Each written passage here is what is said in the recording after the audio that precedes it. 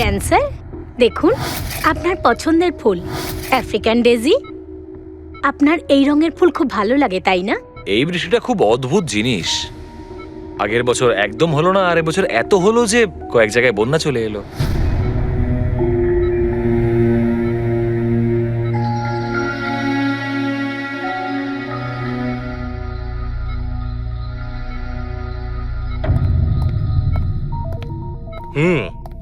বাবা, তোমার এই স্টুডেন্টরা তাদের ভালোবাসায় তোমাকে বিগড়ে দিচ্ছে খালি, তাই না? তোমার তো খুব ভালোই লাগছে। জিজ্ঞাসা করা যাক, কি হলো বলো?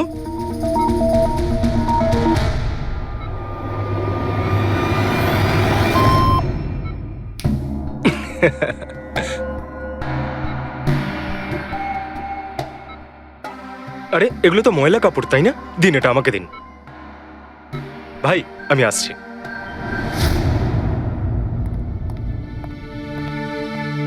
স্যার এখন কেমন আছেন? ভালোই আছে, আর আগের থেকে বেটার রয়েছে। আর সেটা শুধুমাত্র তোমাদের জন্যই সম্ভব হয়েছে। যদি তোমরা এখানে রোজ না আসতে, তাহলে হয়তো উনি সুস্থ হতে পারতেন না। আরে দাদা, এভাবে বলো না। স্যার তো আমাদের কাছে মা বাবার থেকেও বড়। একদম ঠিক। আর আমরা জীবনে যা কিছু শিখেছি সবকিছু স্যারের জন্যই হয়েছে। হ্যাঁ, এইভাবে তোমরা যদি আমাদের পাশে এসে না দাঁড়াতে, হয়তো আমরা দুজন এইভাবে বাবার দেখাশোনা করে উঠতে পারতাম না।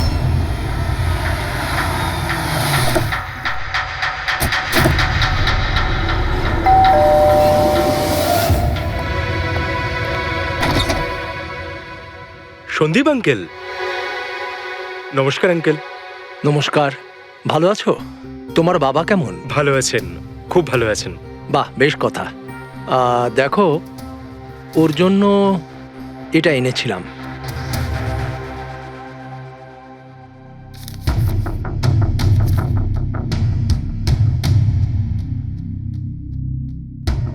আঙ্কেল, 25 লাখ টাকার check?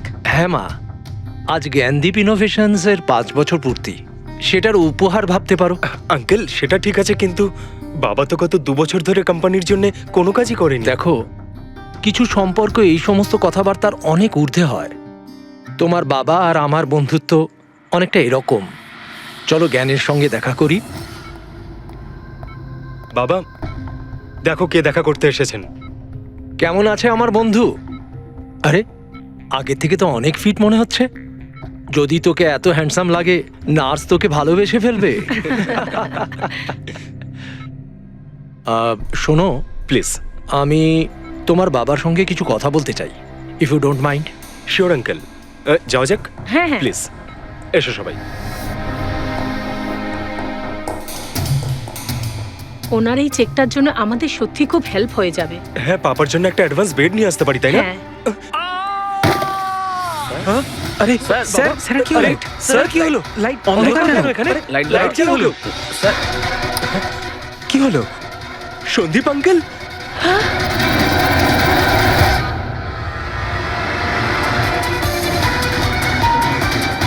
I think he is dead.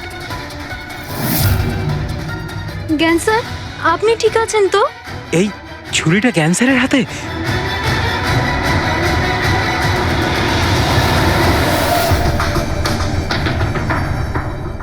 আচ্ছা, তুমি এটা বলছো যে তোমার বাবা জ্ঞানবাবুর হাতে ছুরি ছিল, কিন্তু উনি সন্দীপবাবুর খুন করেননি। স্যার উনি কিভাবে খুন করতে পারেন? 2 বছর ধরে তো উনি প্যারালাইজড। ওনার CLIS হয়েছে। Complete locking syndrome. হ্যাঁ স্যার, এই পরিস্থিতিতে শরীরের কোনো অংশই কাজ করে না, এমনকি চোখের পাতা পর্যন্ত পড়ে না। ওনার প্যারালাইসিস হলো কি করে? স্যার 2 বছর আগে বাবার একটা অ্যাক্সিডেন্ট হয়েছিল। অদ্ভুত ব্যাপার, 2 বছর আগে ওনার অ্যাক্সিডেন্ট হয়েছিল, তখন থেকে উনি বিছানায়। তাহলে ওনার হাতে ছুরি এলো কি করে? স্যার এটা অসম্ভব। খুন জ্ঞান স্যার নয়, অন্য কেউ করেছেন। আরে কিন্তু ছুরি তো ওনার হাতেই ছিল। হয়তো খুনি এই কাজটা করেছে। তার মানে হলো এই রুমে জ্ঞানবাবু আর সন্দীপবাবু ছাড়া আরো কেউ ছিল? না স্যার, আমরা সবাই তো নিচেই ছিলাম। হ্যাঁ স্যার, আর ঘরে তো আর কেউ ছিল না স্যার। তার মানে তুমি এটা বলতে চাইছো যে এই খুন জ্ঞানবাবু করেছেন? না স্যার, আমি সেটা বলতে চাইনি। তুমি কি বলতে চাইছো? সন্দীপ তাহলে নিজেকেই ছুরি মেরেছে, আর মারা যাওয়ার আগে ছুরিটা ওনার হাতে ধরিয়ে দিয়ে যায়? হ্যাঁ, আবার এমন নয় তো যে জ্ঞানবাবুর কোনো শরীর খারাপই নয়, শুধু অ্যাক্টিং করছেন? স্যার আপনি এসব কি বলছেন? যেটা আপনি শুনলেন, যদি আপনার কোনো আপত্তি না থাকে আমরা আপনার বাবাকে আরেকবার চেক করতে চাই। করুন আপনি। আমরা কি মিথ্যা বলছি নাকি? দেখে নিচ্ছি।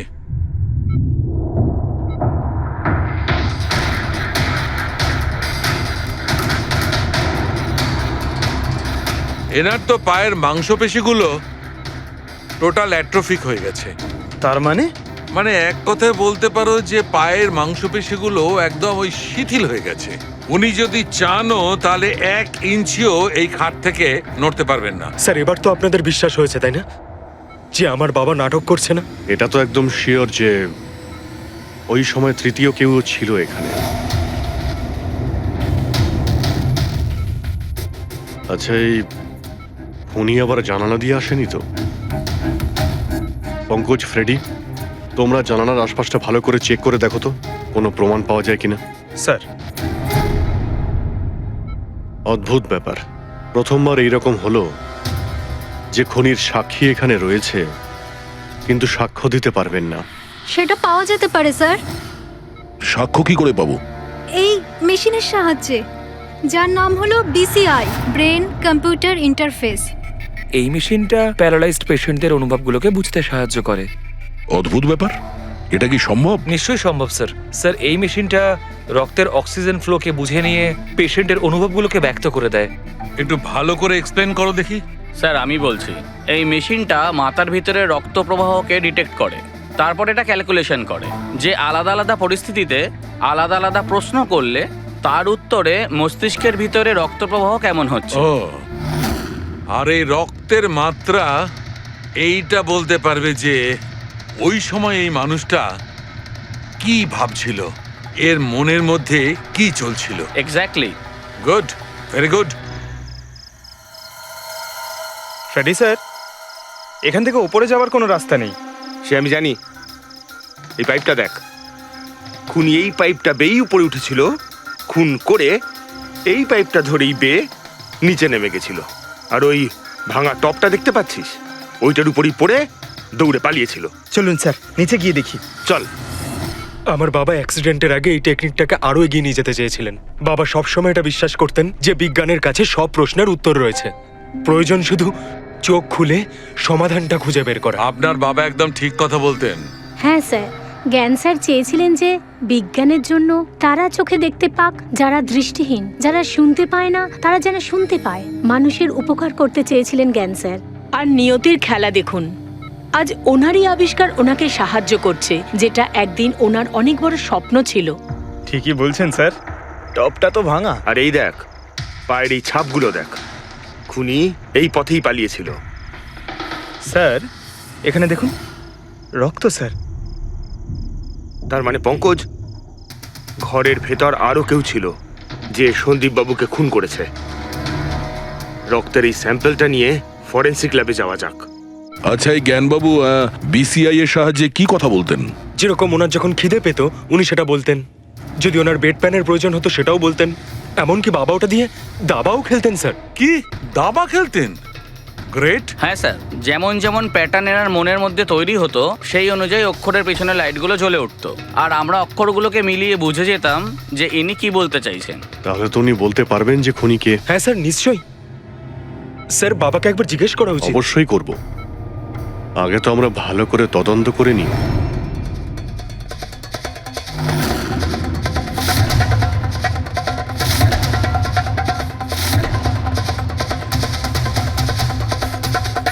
সারিকা,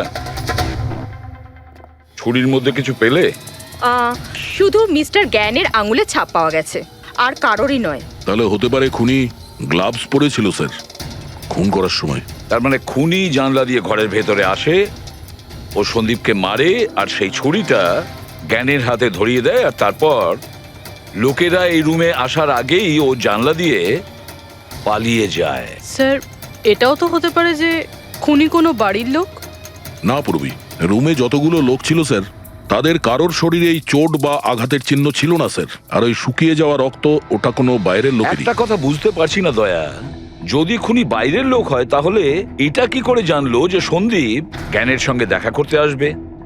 10 মিনিট আগে সন্দীপ পৌঁছে যায় আর তারপর ওর খুন হয়ে যায়। স্যার, এমন মনে হচ্ছে যে হতে পারে এই খুনি সন্দীপ বাবুকে ফলো করছিল, আর যখন সন্দীপবাবু তার পুরো দিনের শিডিউল বানাচ্ছিল, হতে পারে কোনোভাবেও জেনে গেছিল যে বিকেল বেলায় সন্দীপবাবু জ্ঞানবাবুর সঙ্গে দেখা করতে যাচ্ছেন। সে ঠিক আছে, কিন্তু এরা দুজনেই সন্দীপ আর জ্ঞানবাবু কথা বলবে সেটা কি করে জানলো? স্যার, এটাও হতে পারে যে খুনি জানতো না, আর যেহেতু ও ওকে ফলো করছিল, যেই সুযোগ পেয়েছে রুমে ঢুকে ওকে মেরে দিয়েছে। দয়া, নিশ্চয়ই ওর সঙ্গে কোনো শত্রুতা ছিল এই সন্দীপের ওপর, সেই জন্যই তো খুনি পিছু না ছাড়েনি।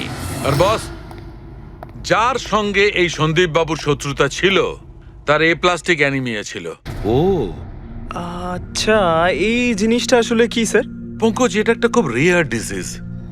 এই অসুখটা খুব কম লোকের হয়। এতে মানুষের বোন ম্যারো আর বোন ম্যারো স্টেম সেলস ধীরে ধীরে নষ্ট হতে থাকে। রক্তের লোহিত রক্তকণিকা, শ্বেত রক্তকণিকা আর প্লেটলেটস সব ধীরে ধীরে নষ্ট হতে থাকে। যদি এই রোগটা রেয়ার হয়, তাহলে খোঁজ নেওয়া খুব একটা কঠিন হবে না যে শহরে কতজন লোক আছে যাদের এই ধরনের রোগ আছে। Plastic anaemia.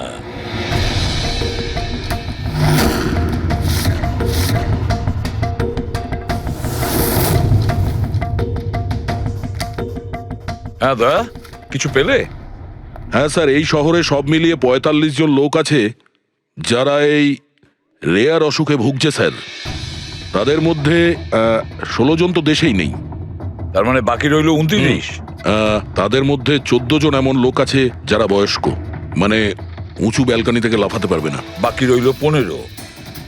তাদের মধ্যে ৭ জন বাচ্চা আছে যাদের বয়স ১২ বছরের কম। তাহলে বাঁচলো ৮ জন। হ্যাঁ স্যার, আর ৮ জনের মধ্যে তো ৪ জন এমন আছে স্যার যারা অনেক বেশি মোটা স্যার। এই দেখুন, ও, এরা না ওই ব্যালকনিতে উঠতে পারে না লাফাতে পারে। অসম্ভব স্যার। তার মানে দয়া, আমাদের কাছে সাসপেক্ট ৪ জন। ৪ জন সাসপেক্ট। হ্যাঁ স্যার। নাম কি তাদের? স্যার, লীলা, রমেশ, সুনীল আর হেমন্ত। নীলা, রমেশ, সুনীল আর হেমন্ত। রবি, স্যার, একটু দেখো তো আমাদের ক্রিমিনাল ডেটাবেসে কোনো পুরনো পাপি কিনা।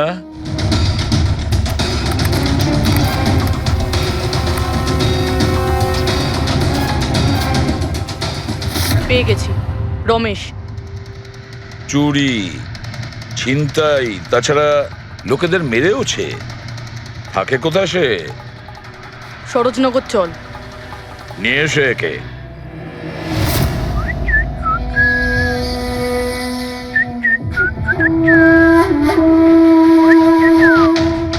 মালা, একটা ফুলের মালা আমাকেও একটু পরাও। আচ্ছা বলো, বিয়ে কবে করছো? বিয়ে? আর তোকে? আমার এতটাও খারাপ সময় আসেনি যে তোকে বিয়ে করতে হবে। কেন? তুই এতটাই খারাপ দেখতে যে তোর বাড়ির আয়না ভয় পেয়ে যায় তোকে দেখে। কিন্তু তোমার বাড়ির আয়না তোমার জন্য কবিতা বলে, এটা আমি খুব ভালো করে জানি। আরে, তোর হাতে আবার কি হলো? আরে কিছু না, শত্রুর সাথে যুদ্ধ করতে গেলে এরকম চোট লেগেই থাকে মালা দেবী। নাটক করিস না, বল কি হয়েছে? ব্যাপারটা এই যে আমি হেঁটে হেঁটে যাচ্ছিলাম, হঠাৎ করে দেখলাম একটা বুড়ি মহিলা রাস্তা পেরোনোর জন্য এগোচ্ছিল। তখনই উল্টো দিক থেকে একটা মোটরসাইকেল খুব জোরে, খুব স্পিডে, ১০০ স্পিডে ওর দিকেই এগোচ্ছিল। যখনই মোটরসাইকেল ওই বুড়ি মহিলাকে ধাক্কা মারতে যাচ্ছিল, মাঝখানে পৌঁছে গেলাম আমি আর বাঁচিয়ে নিলাম ওকে। আচ্ছা, তুই এতটাই সাহসী?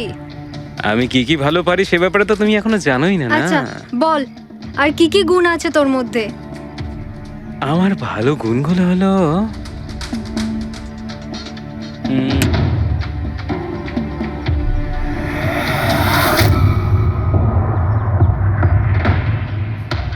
কি হলো? তোর মুখটা ভয়ে এভাবে ফ্যাকাশে হয়ে গেল? মালা, মালা আমাকে একটু একটু একটু লুকোতে দে। আরে মালা লুকোতে দে। লুকোচ্ছিস কেন? আরে মালা, আরে কেন লুকোচ্ছিস তুই? এটা কি করে দিলি তুই? আমার সব ফুল নষ্ট করে দিলি। স্যার, এ তো সেই।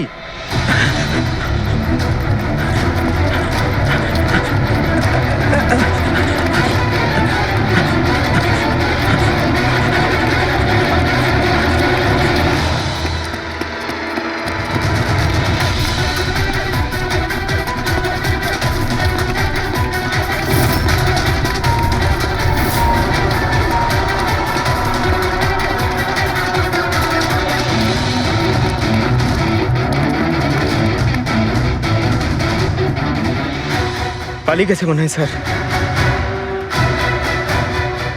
যাবেটা কোথায়?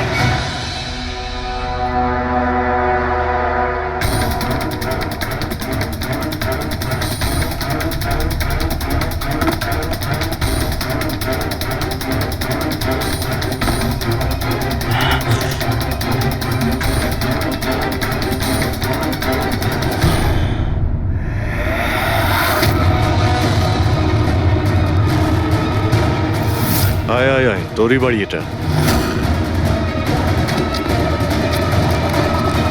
দৌড়াচ্ছিস কোথায়? হ্যাঁ, সিআইডি থেকে পালানো তো সহজ নয়। আমার একটা গুণ আছে, যখন আমি রেগে যাই তখন অপরাধীর খারাপ সময় শুরু হয়ে যায়। এর তো খারাপ টাইম শুরু হয়ে গেছে স্যার।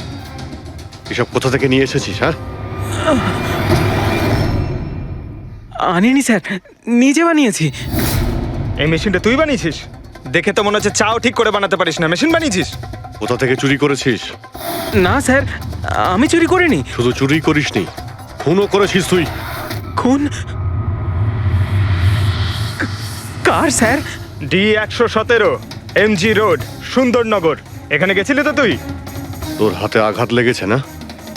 তোর এই রক্ত আমরা ওখানে পেয়েছি। আমার ছিল না স্যার। তোরই ছিল। তুই যে হসপিটালে ট্রিটমেন্ট করিয়েছিলি সেখানেই ম্যাচ করে গেছে। মাঝার কোনো রাস্তা নেই? না, সোজা ফাঁসি। চুরির জন্য ফাঁসি দিয়ে দেবে? চুরি নয়, খুন। সন্দীপের খুন।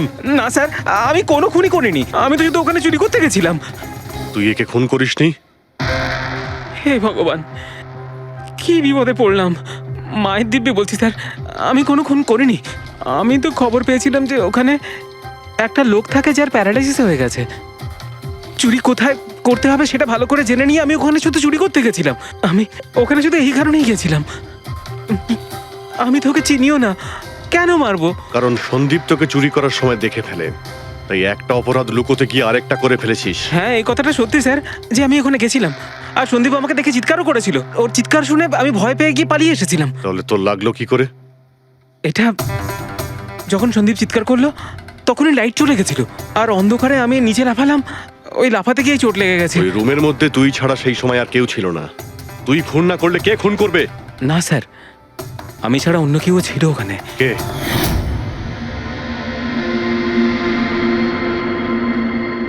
কে কে তুমি?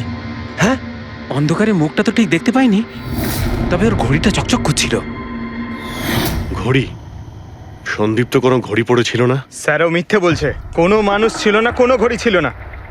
কেউ ছিল কি ছিল না তার উত্তর তো ওই দিতে পারবে। জ্ঞান, উনি আজ কেমন আছেন? স্যার আগের থেকে বেটার, কিন্তু আজকে কিছু জিজ্ঞাসা করতে চান ওনাকে? শুরু করি। শিওর স্যার, কিন্তু আপনারা যা জিজ্ঞেস করতে চান একটু স্লোলি জিজ্ঞাসা করবেন স্যার, যাতে উনি আপনাদের এক একটা শব্দ বুঝতে পারেন স্যার। হ্যাঁ, জ্ঞানবাবু, এ রমেশ, এ একজন চোর। যে রাতে সন্দীপ বাবুর খুন হয়েছিল ও এখানে চুরি করতে এসেছিল। ও বলছে যে সেই রাতে এখানে অন্য কাউকে দেখেছিল।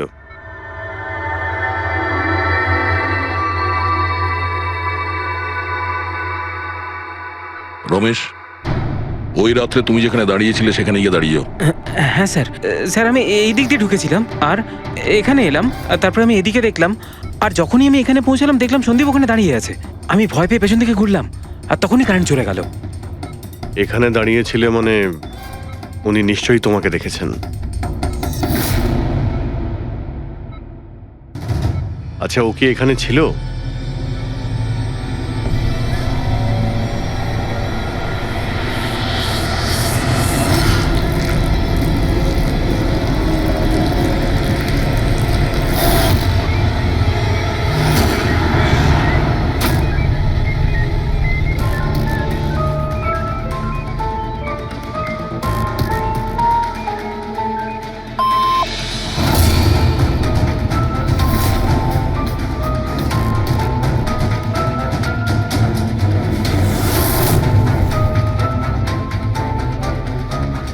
আচ্ছা, রমেশই কি খুন করেছিল?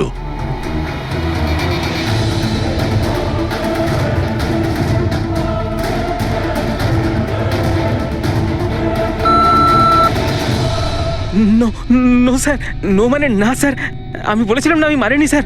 হ্যাঁ ঠিক আছে, তুমি এদিকে দাঁড়াও। আচ্ছা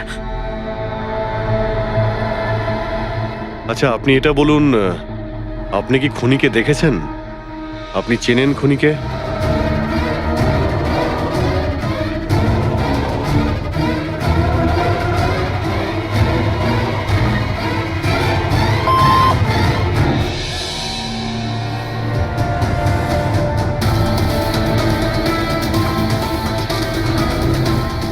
আচ্ছা, খুনি এই মুহূর্তে এই রুমে আছে?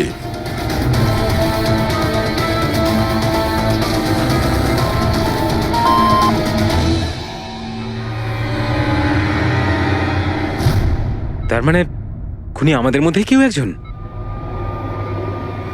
আপনার কোনো স্টুডেন্ট?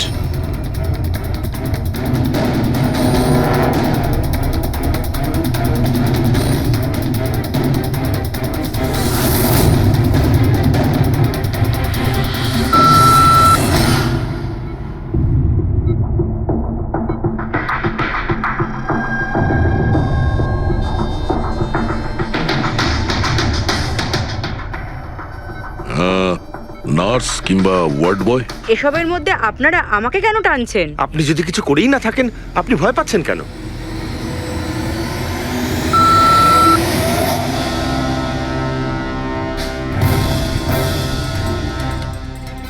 জ্ঞানবাবু, তাহলে শুধুমাত্র তো আপনার ফ্যামিলির লোকেরা আছে।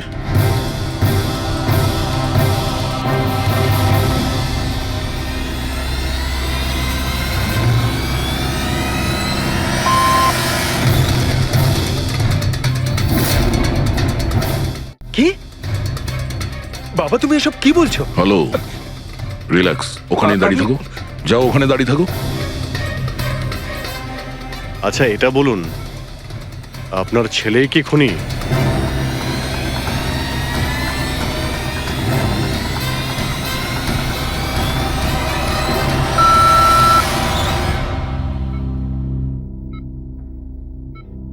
এখন তো শুধু আমিই আছি, কিন্তু আমি এই খুন করিনি।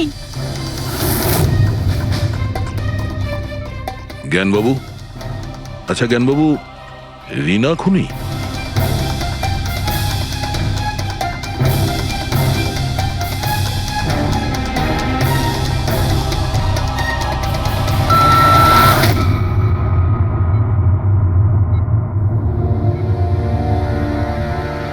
আপনি আমাদের বললেন যে আপনার পরিবারেরই কেউ খুনি, তাহলে সে কে?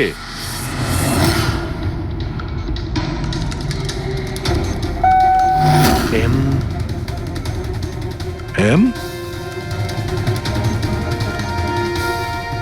আপনাদের মধ্যে কার নাম এম থেকে শুরু হয়? এম ই মি, মানে উনি? জ্ঞানবাবু, আপনি বলছেন যে খুন আপনি করেছেন?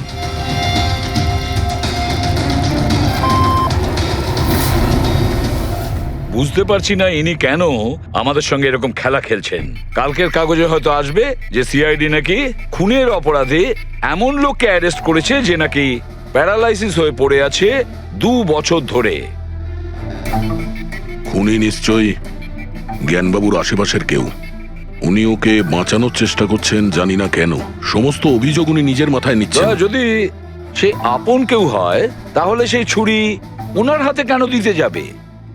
অন্য কারোর হাতে দিত, যাকে সহজেই বিশ্বাস করা যেত। আর কারোর ওপর যদি দোষ চাপানোরই হয়, তাহলে জ্ঞানবাবু ওকে বাঁচাচ্ছেন কেন, যখন এই সন্দীপবাবু ওনার খুব ভালো বন্ধু, ভাইয়ের থেকে? সেটাই তো, সব থেকে বড় বন্ধু, ভাইয়ের থেকেও বড় বন্ধু। কিছু তো একটা গোলমাল আছে। এ কি সত্যিই বন্ধু নাকি শত্রু?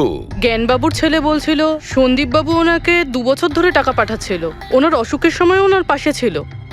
তার উপরে স্যার, ঘটনার দিন সন্দীপ 25 লাখের চেক নিয়ে এসেছিল। ওনার ফ্যামিলি মেম্বার তো এটাই ভাববে যেটা দেখানো হয়েছে। আর সব সময় পর্দার পিছনের খেলাটা অন্য কিছু হয়ে থাকে, অন্য রকম হয়ে থাকে। কিন্তু স্যার, পর্দার আড়ালের সত্যিটা তো শুধুমাত্র জ্ঞানবাবুই জানেন, আর উনি তো সত্যি কথা বলছেনই না। জ্ঞানবাবু সত্যি কথা বলছেন না তো কি হয়েছে বস? ওর মস্তিষ্ক তো সত্যি কথা বলবে।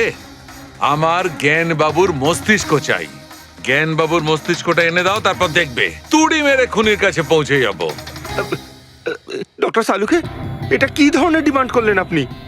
কারোর মস্তিষ্ক কি করে নিয়ে আসা সম্ভব? কেন হবে না ফেডরিক?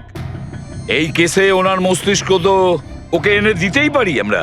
কেননা গত 2 বছরে ওনার মস্তিষ্কে যা কিছু ঘটেছে সব বিসিআই মেশিনে রেকর্ড হয়েছে। এক্স্যাক্টলি বস, আর এই মেশিনে আমাদের বলবে যে জ্ঞানবাবুর সঙ্গে ওর কি আর কেমন সম্পর্ক ছিল। হ্যাঁ ঠিক, সব ডেটাগুলো নিয়ে এসো বিসিআই মেশিনের। আর দয়া, স্যার রমেশকে ওনাদের বাড়িতে নিয়ে যাও, আর ওখানে যে কয়জন লোক ছিল সবার ঘড়ি চেক করাও। স্যার এখনো আমাদেরকেই সন্দেহ করছেন? হ্যাঁ, আর ততক্ষণ সন্দেহ করব যতক্ষণ আসল খুনিকে পাওয়া যায়। কিন্তু জ্ঞান স্যার তো বলেই দিয়েছেন আমরা সবাই নির্দোষ, তাও আপনারা। হতে পারে উনি মিথ্যে কথা বলছেন তোমাদের মধ্যে কাউকে বাঁচানোর জন্য। তাহলে আপনারা আসল খুনিকে কিভাবে খুঁজবেন? সিআইডি এই দায়িত্ব আমাকে দিয়েছে, কেননা সেই রাতে আমি খুনির ঘড়িটা দেখতে পেয়েছিলাম। কিন্তু সেদিন তো ঘরে অন্ধকার ছিল, তুই ঘড়ি কি করে দেখলি? ম্যাডাম, এই পৃথিবীর বেস্ট চোর আমি। যে জিনিসের দিকে নজর দিই মাথায় পুরো কুষ্টি চেপে যায়। তাহলে দুনিয়ার বেস্ট চোরবাবু কাজে লেগে যান।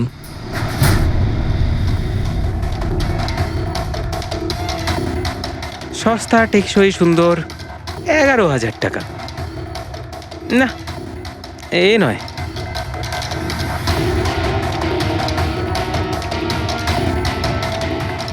না স্যার, আপনি একটু হাতটা দেখাবেন? এও নয়, এটা তো একেবারে বেকার। ও হ্যালো, বেকার এটা, 2 লাখ টাকা দাম। আরে ম্যাডাম, 2 লাখের ঘড়ির কপি, এটা ডুপ্লিকেট মাল। চোরবাজারে এর গোদাম আছে, 1500 টাকাতে আনিয়ে দেবো। হাতটা দেখি। হাত কেন কাঁপছে আপনার সকাল সকাল? না স্যার, এও নয়। স্যার অ্যাকচুয়ালি আমার নিউরোলজিক্যাল প্রবলেম রয়েছে। ছোটবেলা থেকেই আমার হাত কাঁপে, আমি কোনো কিছু ভালোভাবে ধরতে পারি না। পঙ্কজ, একটু ওই পেনটা দাও ওকে।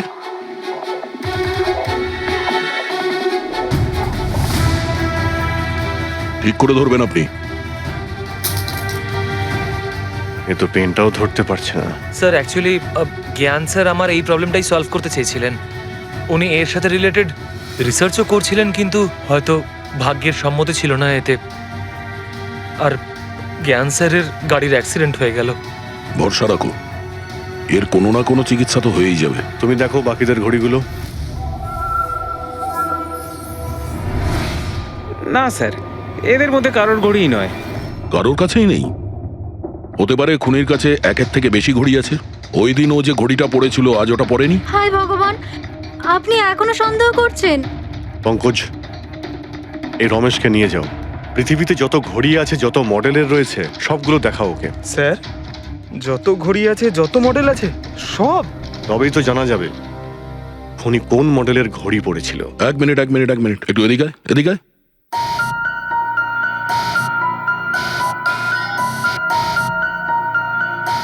এই নাও, নিজের মানিব্যাগ সাবধানে রাখবেন যখন এই লোকটার সাথে আছে। হ্যাঁ, বলেছিলাম না পৃথিবীর বেস্ট চোর আমি। আর দীপিকার ইয়াররিং আমার ইয়াররিংস? বার কর। স্যার, আপনি এটাও দেখে ফেলেছেন? সিআইডি থেকে কিছু লুকোনো যায় না। হ্যাঁ, যা। আয় বেস্ট চোর, এদিকে আয়। আপনারা এটা বলুন যে এই জ্ঞানবাবু আর সন্দীপের মধ্যে কোনো কি প্রবলেম চলছিল? স্যার খুব ভালো সম্পর্ক ছিল। তাহলে জ্ঞানবাবু সন্দীপবাবুর খুনের অভিযোগ নিজের মাথায় নিলেন কেন? ওনাদের দুজনের ভেতরে কোনো টেনশন হয়েছিল? না স্যার, কোনো টেনশন তো ছিল না, কিন্তু একটা বিষয় নিয়ে তর্ক হচ্ছিল। অ্যাক্সিডেন্টের ঠিক আগে ওনার বিসিআই মেশিনটা একটা পয়েন্টে এসে আটকে গেছিল, আর কোনো রকম সলিউশনও পাওয়া যাচ্ছিল না। এই জন্য জ্ঞান স্যার সবসময় বিরক্ত থাকতেন আর খুব রাগও করতেন। হ্যাঁ স্যার, যখন সন্দীপ আঙ্কেল বাবাকে বলেছিলেন যে আপনি চিন্তা করবেন না, দেখবেন সব ঠিক হয়ে যাবে, তখন বাবা ওনার উপরও রেগে গেছিলেন। হ্যাঁ স্যার, এর জন্য হয়তো উনি জোরে গাড়ি চালাচ্ছিলেন আর অ্যাক্সিডেন্টটা হয়ে গেছে। এক মিনিট। যদি এই অ্যাক্সিডেন্টটা বিসিআই মেশিন তৈরি হওয়ার আগেই হয়েছিল, তাহলে এই বিসিআই মেশিনটা কাজ করছে কি করে? স্যার সন্দীপ আঙ্কেল সেটা কমপ্লিট করেছিলেন। সন্দীপ বাবু? কিন্তু উনি তো কোনো সায়েন্টিস্ট ছিলেনই না। হ্যাঁ, কিন্তু জানি না স্যার, সন্দীপ আঙ্কেল ওই মেশিনের সব সমস্যাগুলো ঠিক করে দিয়েছিলেন স্যার। আর বাবার অ্যাক্সিডেন্টের 1 মাস পরেই ওটা কাজ করতে শুরু করে দেয়, আর প্রজেক্টও সাকসেসফুল হয়েছে স্যার। অদ্ভুত ব্যাপার, এটা কি করে হতে পারে? একজন নন সায়েন্টিস্ট এরকম কমপ্লিকেটেড মেশিন কি করে চালু করতে পারে, যেটা ওনার মতো বৈজ্ঞানিকই শুরু করতে পারেননি? বোধহয় আন্দাজি করে ফেলেছিলেন।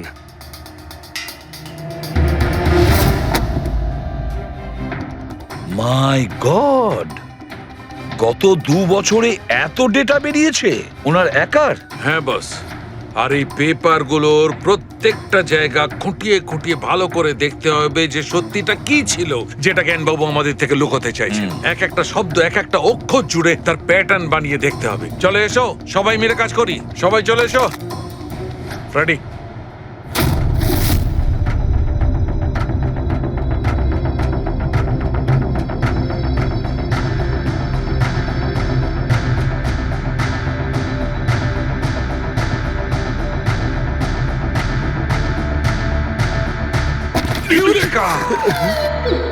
কি হলো স্যার? কি পেলেন? জানতে পারা গেছে যে আসলে ওই রহস্যটা কি, আর এই রহস্যে আছে একটা ভিলেন। জানতে পেরেছি যে জ্ঞানবাবু কিভাবে একটা একটা অক্ষর জুড়ে এই ঘটনাটাকে ব্যাখ্যা করেছেন। অক্ষর, অক্ষর থেকে তৈরি শব্দ, আর শব্দ থেকে তৈরি বাক্য, সেন্টেন্স। না জানি কত সময় লেগেছিল ওনার পুরো ঘটনাটা, পুরো সত্যিটা এভাবে বলার জন্য। হ্যাঁ বস, কম করে 6 মাস। আর সেটা তখন শুরু হয়েছিল অ্যাক্সিডেন্টের ঠিক আগে। আজকের পর থেকে এই কোম্পানিতে তুমি সাইলেন্ট পার্টনার, আর তোমার লাভ শুধুমাত্র 5% হবে, আর তার থেকে বেশি তুমি 1 টাকাও পাবে না। ও ওকে ওকে ওকে ওকে, আমার মনে হচ্ছে তোমার এই প্রজেক্টটা কমপ্লিট হয়ে গেছে আর তুমি সফল হয়ে গেছো। হ্যাঁ হ্যাঁ, আমি সফল হয়ে গেছি, কিন্তু আমি এই মেশিনটা গরিবদের জন্য বানিয়েছি, মানবতার জন্য বানিয়েছি, তোমার মতো লোভী মানুষদের জন্য বানাইনি। আজকের পর থেকে আমরা একসাথে কাজ করব না। আমি যাচ্ছি, কফির জন্য বৌদিকে ধন্যবাদ জানিয়ে যাচ্ছি।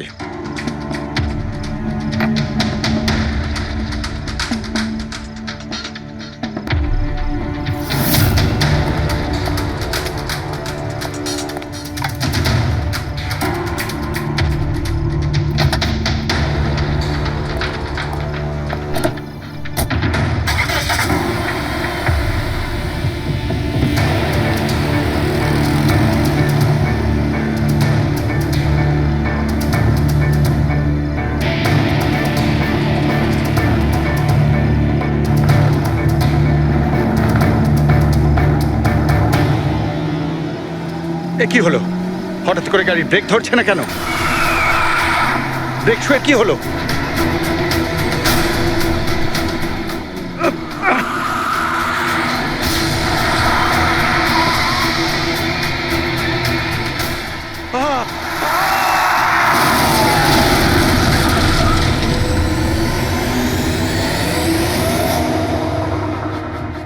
এবার বুঝতে পেরেছো আমাকে ঘাঁটানোর পরিণাম?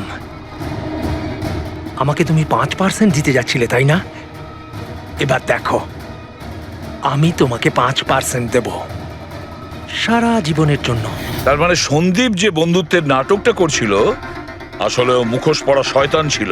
আর স্যার, যদি পুরো ডেটা এই কাগজে লেখা থাকে তার মানে হলো জ্ঞানবাবু এই কথাটা নিজের মনে রাখেননি, কাউকে না কাউকে সন্দীপবাবুর আসল উদ্দেশ্যটা বলেছেন।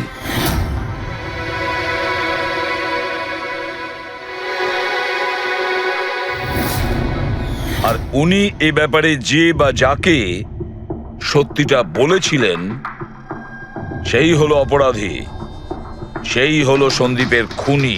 কিন্তু স্যার, যদি খুনি জ্ঞানবাবুর হয়ে প্রতিশোধ নিতে চাইতো, তাহলে খুনি ছুরিটা জ্ঞানবাবুর হাতে কেন ধরালো? ওনাকে ফাঁসাতে চাইছিল? না পুরবি, আমার তো মনে হয় না। খুনি ওনাকে সান্ত্বনা দিতে চেয়েছিল, যে এটা বোঝাতে চেয়েছিল যে দেখুন, আমি আপনার হয়ে সন্দীপকে মেরে ফেলেছি, আপনার প্রতিশোধ আমি নিলাম। আর তাকে বাঁচানোর জন্য জ্ঞানবাবু পুরো অভিযোগ নিজের উপর নিয়ে নিয়েছেন। দয়া, খুনির কাছে পৌঁছানোর একটাই রাস্তা আছে, সেই ঘড়িটা, রিস্ট ওয়াচ, যেটা রমেশ দেখেছিল।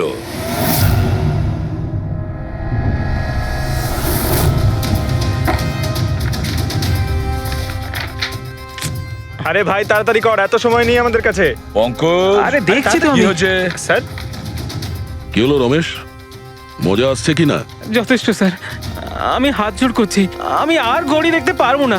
10,000-এর উপর ঘড়ি আমাকে দেখানো হয়েছে, আমার মাথা ঘুরছে স্যার। যতক্ষণ না ঘড়ির মডেল খুঁজে পাচ্ছিস ততক্ষণ বাড়ি যেতে দেবো না তোকে। স্যার স্যার, এই, কি স্যার, আমাকে করছিস? ক্ষমা করে দিন স্যার। আমি বলছি বাপের জন্য আর চুরি করবো না, আমাকে বাড়ি যেতে দিন স্যার। ওট ওট ওট ওট ওট জানা তো দরকার ওই রাতে তুই ওখানে কোন ঘড়িটা দেখেছিলি, হ্যাঁ? এখন আর কটা ঘড়ি দেখবো স্যার? এতগুলো ব্র্যান্ডের এতগুলো মডেল দেখলাম স্যার, ওগুলোর মধ্যে কোনোটাই নয় ওটা। তো কোনো মডার্ন ঘড়ি ছিল নাকি? হ্যাঁ ম্যাডাম, একদম মডার্ন ঘড়ি ছিল। ঘড়ি তো ছিল কিন্তু ঠিক ঘড়ির মতো দেখতে ছিল না। কি বললি? মডার্ন ঘড়ি ছিল অথচ ঘড়ি নয়? হ্যাঁ। ঘড়ি দেখেছিস তো? ড্রয়িং করাতে পারবি? ঠিক আছে, পুরবি একে দিয়ে স্কেচ বানাও। স্যার, হ্যাঁ, স্যার এইটা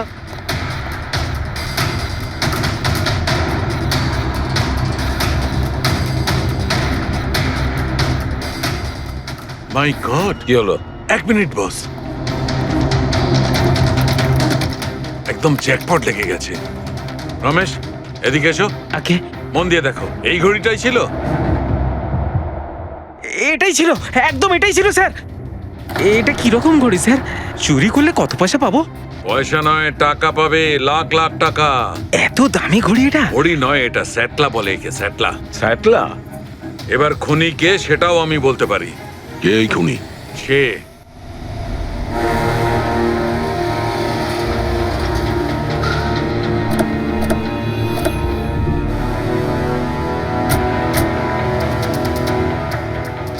আপনি একটু আপনার হাজবেন্ডকে ডাকুন।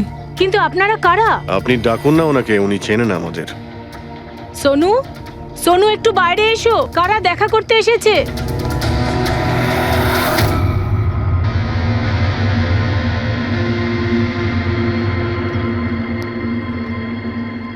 আপনারা এখানে? কি ব্যাপার? এমনি এখান দিয়ে যাচ্ছিলাম, তাই ভাবলাম যে দেখা করে যাই। আমি এরকম কথা আগেও শুনেছি। দেখা করে যাই না, তোমাকে গ্রেপ্তার করে নিয়ে যাই। গ্রেপ্তার? কিন্তু কিসের জন্য? আপনার স্বামী সন্দীপকে খুন করেছে। স্যার, আমি আপনাদেরকে বলেছিলাম তো, এই দেখুন, আমি ঠিক করে জলটাই খেতে পারি না, কারোর মার্ডার কি করে করব? খুন তো করেছো, আর তুমি এই হাত দিয়েই করেছো। কোথায় সেই সেটলা ওয়াচ? হ্যাঁ, ঘড়ি কোথায়? স্যার, আপনারা কোন ঘড়ির কথা বলছেন আমি কিচ্ছু জানি না। এক্ষুনি তুমি জানতে পারবে কোন ঘড়ির কথা বলছি। ফ্রেডি, পঙ্কজ, ঘরের তল্লাশি নাও। পঙ্কজ, উপরে যা, আমি বেডরুমটা দেখছি।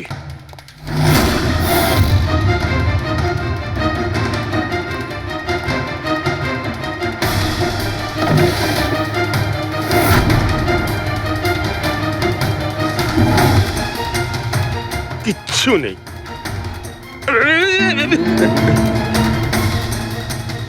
কি ফুটলো? স্যার, স্যার, বালিশটার মধ্যে কিছু একটা আছে। বালিশের ভেতরে?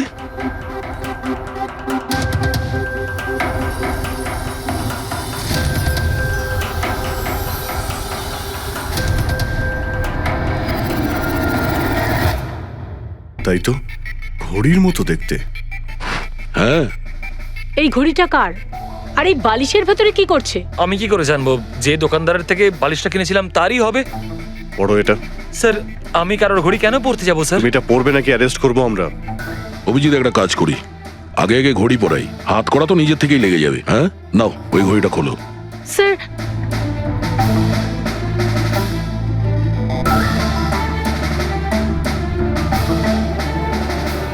আরে বাহ, দেখো এর হাত কাঁপা বন্ধ হয়ে গেছে। হ্যাঁ স্যার, তো চমৎকার হয়ে গেল, এর হাত কাঁপা থেমে গেল। এটা কোনো চমৎকার নয়, এটা সায়েন্স। এবার দেখো এই ঘড়িটা পরার পরে সোনু কত সহজে খুন করতে পারে।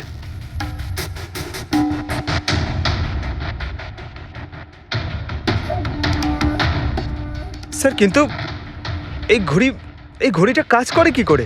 এটাকে সেটলা বলে পঙ্কজ। মোশন সেন্সর আর আর্টিফিশিয়াল ইন্টেলিজেন্স টেকনিক দিয়ে বানানো হয় এই ঘড়ি, কারণ ওর মতো যাদের এই রোগ আছে তাদের জন্য, মানে যাদের হাত কাঁপে। শুধু একটাই উদ্দেশ্য ছিল আমার, প্রতিশোধ আর প্রতিশোধ। জ্ঞান স্যার আমাকে বিসিআই এর সাহায্যে সবকিছু বলে দিয়েছিলেন। আপনাকে কথা দিচ্ছি স্যার, আপনার শত্রুদের শাস্তি দিলেই আমি একটু শান্তি পাবো। এটা আমার তরফ থেকে ছোট্ট গুরুদক্ষিণা মনে করতে পারেন। সেদিন কোম্পানির অ্যানিভার্সারি ছিল আর আমি জানতাম যে সন্দীপ ওখানে নিশ্চয়ই আসবে। প্রত্যেকবারের মতন জ্ঞান স্যারের সাথে ও ওটাই করবে। জ্ঞান স্যারের সাথে কথা বলার আগে ও সবাইকে বাইরে বের করে দিত, যাতে ও স্যারকে অপমান করতে পারে। কিন্তু এইবারে ও এটা জানতো না যে মৃত্যু ওর জন্য অপেক্ষা করছে। আজ আমাদের কোম্পানির 5 বছর পূর্তি। যখন বাড়ির প্রত্যেকে রুমের বাইরে এক এক করে চলে গেল, তখন ওদের খেয়াল ছিল না যে আমি ওদের সাথে নেই। দেখো আমি কেমন বন্ধু। A promise is a promise my friend, and you know as I কে কে তুমি? হ্যাঁ, আর তারপরে আমি কারেন্ট অফ করে দিই আর জ্ঞান স্যারের সামনে আমি ওকে মেরে ফেলি। আর তারপরে আমি ফিঙ্গারপ্রিন্ট মুছে ফেলে জ্ঞান স্যারের হাতে ছুরিটা ধরিয়ে দিই।